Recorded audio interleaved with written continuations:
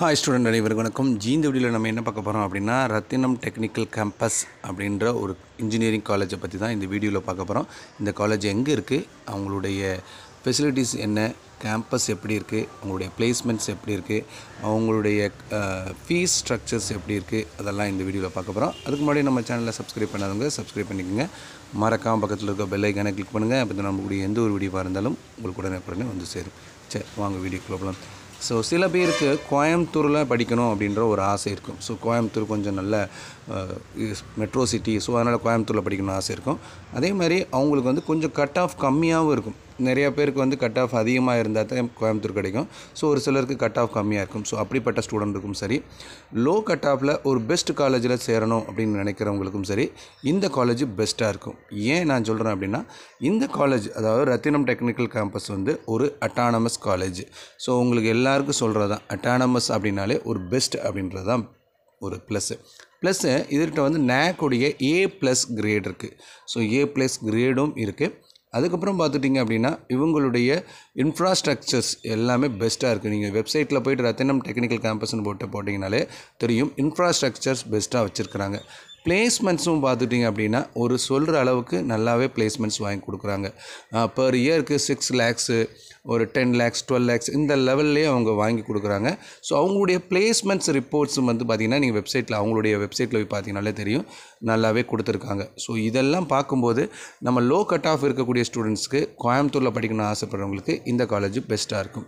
So ஃபீஸை பொறுத்த வரைக்கும் எப்படி சார் இருக்கும் அப்படின்னா, ஃபீஸ் கொஞ்சம் எல்லா ப்ரைவேட் காலேஜஸ்லும் எல்லா அட்டானமஸ் காலேஜில் இருக்கிற மாதிரி தான் இருக்கும்.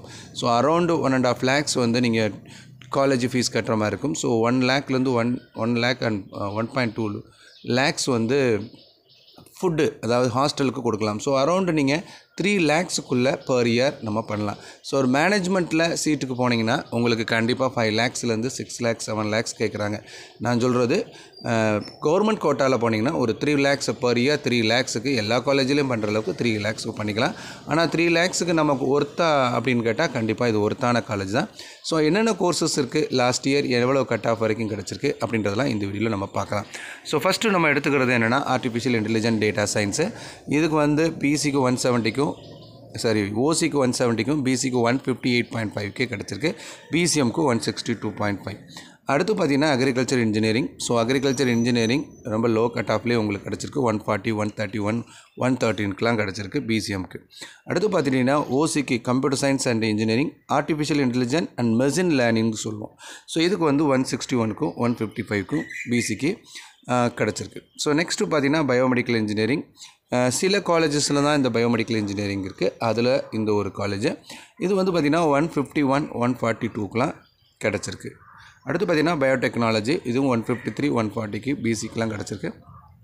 133, 141 இதெல்லாம் வந்து எம்பிசிக்கு பிசிஎம்க்கு கிடச்சிருக்கு cut off.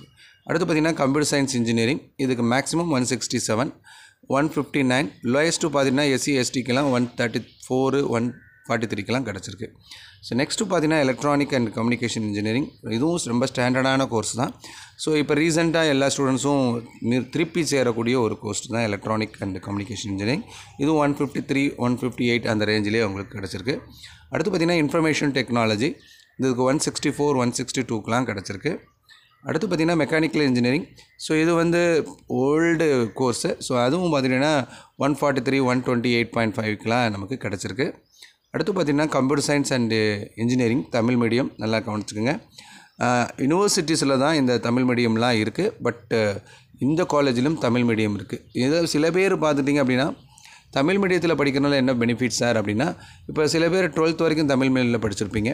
So engineering Tamil medium படிச்சிங்கன்னா நீங்கள் Group 1, Group 2 எழுதும்போது தமிழ் மீடியம் ஸ்டூடெண்ட்ஸுக்கு தனி ரேங்கிங்கே உண்டு. நீங்கள் Group 1, Group 2 எழுதுகிறவங்க, கவர்மெண்ட் ஜாப்புக்கு போகணும்னு நினைக்கிறவங்களுக்கு, தமிழ் மீடியம் ஸ்டூடெண்ட்ஸ்க்கு அதாவது 6th டிகிரி வரைக்கும் நீங்கள் தமிழ் மீடியத்தில் படிச்சிங்கன்னா உங்களுக்கு ஃபஸ்ட்டு ப்ரிஃபரன்ஸ் உண்டு. அந்த வகையில் நீங்கள் தமிழ் மீடியம் படிச்சிங்கன்னா உங்களுக்கு ப்ரிஃபரன்ஸ் உண்டு கவர்மெண்ட் ஜாப்பில். ப்ரைவேட் ஜாப்ஸில் நம்ம வந்து தமிழ் மீடியம் இங்கிலீஷ் மீடியம்ன்ற பாகுபாடு இல்லை. கவர்மெண்ட் ஜாப்பில் தமிழ் மீடியத்துக்கு டிஃப்ரென்ஸ் இருக்குது. அதுக்கு லோ கட் ஆஃப்லேயே உங்களுக்கு கிடைக்குது. ஓகேங்களா. ஸோ இதுதான் இதில் இருக்கக்கூடிய கோர்சஸ்ஸு.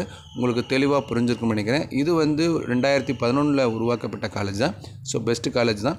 ஸோ உங்களுக்கு இந்த காலேஜை பற்றி ஏதாவது தெரிஞ்சிருந்தால், ஏதாவது நான் மிஸ் அவுட் பண்ணியிருந்தேன்னா கமெண்ட் பாக்ஸில் தெரிவிங்க. ஃப்யூச்சராக வீடியோ பார்க்குற ஸ்டூடெண்ட்ஸ்க்கு ரொம்ப ஹெல்ப்ஃபுல்லாக இருக்கும். தேங்க்யூ.